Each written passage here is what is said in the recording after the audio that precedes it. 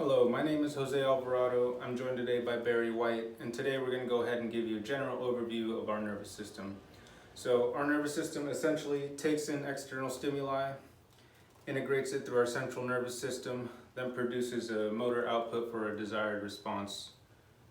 Our body relays all this information by communicating with electrical and chemical signals that are passed on from nerve cell to nerve cell. So I'm going to go ahead and take off Barry's hat here. So we'll go ahead and talk about our nervous system. It can be divided into the central nervous system and our peripheral nervous system, which can be further subdivided. But we'll start off with the central nervous system, which is composed of the brain, which Barry's actually missing. Probably explains why he's so quiet all the time. But it's composed of the brain and your spinal cord, which runs through these vertebrae here. In our peripheral nervous system, it exits through these intervertebral foramina and go out to the rest of your body. With the peripheral nervous system, we have your efferent and afferent pathways. So your afferent pathway is also known as your sensory division. It picks up the external stimuli, takes it towards the central nervous system. And your efferent pathway is also known as the motor division. It takes orders from the central nervous system out towards the body to do your desired task. So these nerve cells, the nerves are made up of nerve cells called neurons, and there are other types of nerve cells such as glial cells which help support the neurons by insulating them and providing nutrition. But for the purposes of this video, we will go ahead and just talk about neurons. For a nerve to fire, there must be enough stimuli to generate what is known as an action potential. Now, if the stimulus is too weak, the action potential won't fire and nothing will be communicated. But let's say Barry here is cooking and he's not paying attention. Maybe something crazy is going on out the window and he's checking it out. He puts his hand on a piping hot stove, and that would definitely be enough stimulus to generate that action potential. So that stimulus would be picked up by that afferent pathway, taken towards the central nervous system.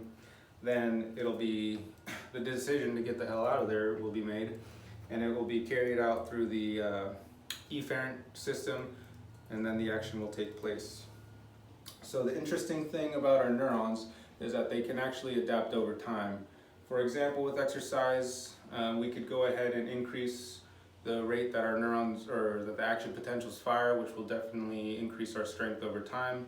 And also in our tendons, which connect your muscle to bone. In our tendons, there are structures known as Golgi tendon organs, and these serve as a safety mechanism. Essentially what they do is they stop neurons from firing in order to quiet the muscle, which will prevent the muscles exerting too much force. So when there's too much force exerted, the Golgi tendon organ will tell the muscle to calm down, you shouldn't be lifting that, and hopefully the Golgi tendon organ will prevent injury. So as we get stronger, the activity of the Golgi tendon organ can actually be quieted down, so then we can actually produce more force that way.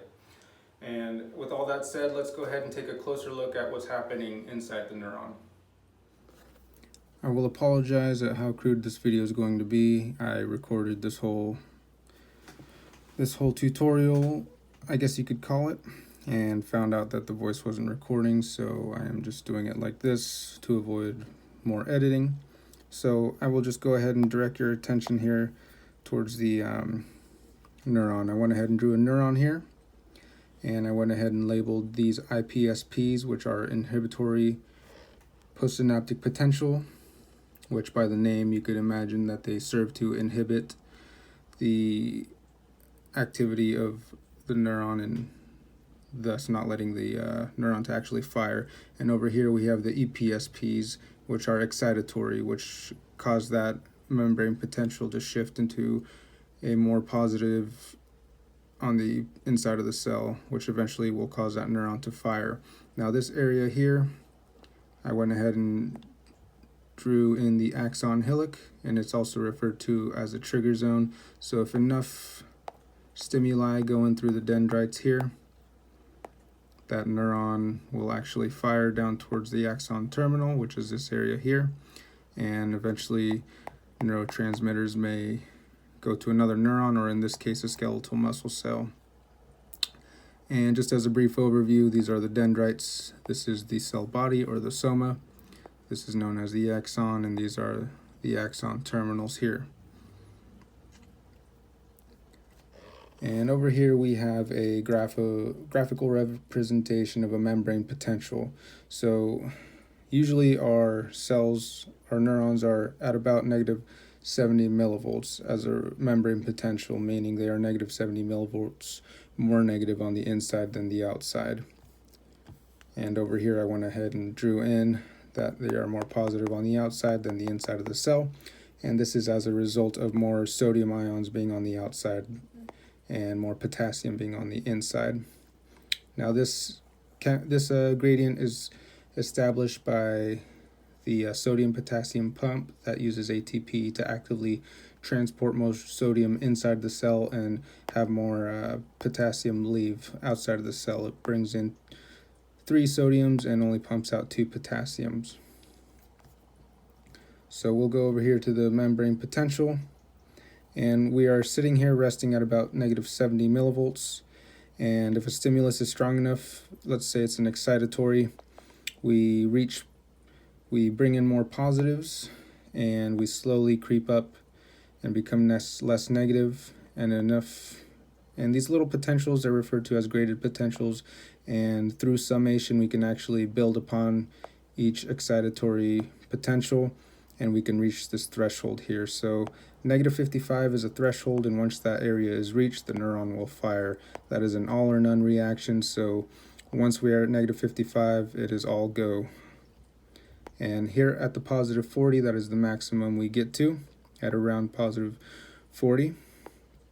And it's at this moment that the inactivation gates of sodium close, and I'll go over that in a minute. And the activation gates of potassium open, causing a repolarization. I don't know if I mentioned over here, but this is depolarization when the cell becomes more positive, and now we're getting that cell back to a more negative state, so we are thus repolarizing it, and that lasts from positive 40 to getting it back to negative here, and then we actually get a hyperpolarization here, where we actually dip below that negative 70 resting potential.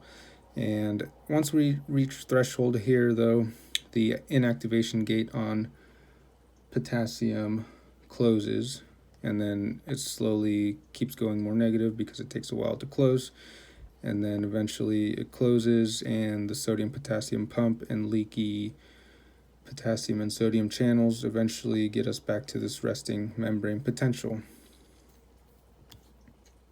Now over here I went ahead and drew in a blown up version of the cell membrane. So we can imagine this is just this circled area right here, blown up, and that is what we have here. Now I went in and drew in the sodium. It's color coordinated, so this purple area is the voltage gated channel, and this potassium voltage gated channel is here in the blue. And just by the name voltage gated channel, that tells you that they are activated by a certain voltage. Now I went ahead and let me get rid of this gate that's closed here. So let's start at this negative 70. We are resting potential. We slowly become less negative, and once we are at this threshold here, that is when the activation gates that are usually closed open up for sodium, allowing that sodium to come back in, or come on in big quantities. They are very concentrated in that axon hillock, so they will come on in and make that inside of the cell more positive. And that continues until we are at positive 40, which is when this inactivation gate closes, this little ball and chain, it closes there. And right after that happens, the activation gate on this potassium opens up. And let me get rid of this previous thing here. So this activation gate opens up, allowing potassium to rush out of the cell, and once that happens, we get back to a more negative state on the inside of the cell, and then we are thus repolarizing the cell, getting to a more negative state. And once we reach threshold here, the threshold of negative 55, that is when this inactivation gate closes. And it takes a little while for that gate to close, which is why we have this hyperpolarization. And during just the repolarization, it's known as the absolute refractory period, where no matter how strong the stimulus, another action potential cannot be generated, because if you remember, these inactivation gates for the sodium are closed, so no more sodium is able to go in. But over here, during the refractory period, a stimulus, if it's strong enough, can cause that neuron to fire again, but it would have to be pretty strong, because we're sitting at less than negative 70 millivolts there. Now, if that, or let's backtrack here. So when that happens, let's say this is the direction that the neuron is going to fire. We have our cell body and dendrites on this side, and then on this side we have our axon terminal, so we're going this way. And let's imagine these are more voltage gated channels here. So as we get more positive, it causes this group to be more positive, and that just keeps on going down the cell until we eventually travel all the way down the cell to these axon terminals, which then are able to release, let's say, acetylcholine to a skeletal muscle. Let's use that example. So once that happens, the acetylcholine will go across this cell membrane, and eventually calcium is released into the sarcoplasm here. And I'll go ahead and have a crude drawing. We'll go ahead and say that this is a very bad representation of skeletal muscle contraction. We'll just use this area here. We'll say this is the actin and the myosin. These are the myosin heads. So when that calcium comes in, it binds to troponin, and which then, let's say this is tropomyosium, and this is blocking the myosin heads from getting to the actin here. And calcium binds, that is removed, which allows the myosin heads to attach to the actin binding sites, causing letting a contraction occur. And of course, contraction, you need ATP to bring those myosin heads back and to allow contraction to occur.